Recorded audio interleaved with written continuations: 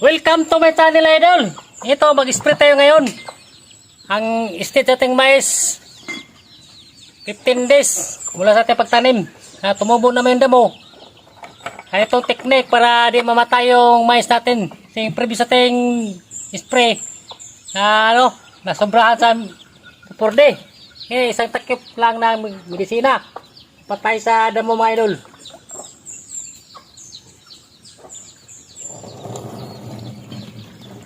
And tapos ito 4 day sa previous ating spray, 2 takip nito, kaya nasunog ng ibang dahon.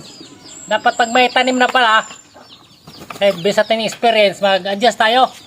Sa dito, kalahating takip lang nito, idol.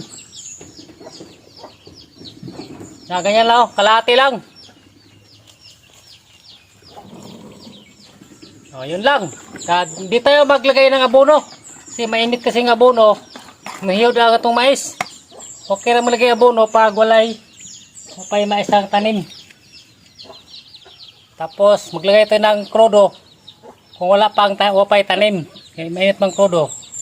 Papakita ko sa inyo, idol, kung yung stage nating mais. Pag napuno na to ng tubig, idol, kuraw na to,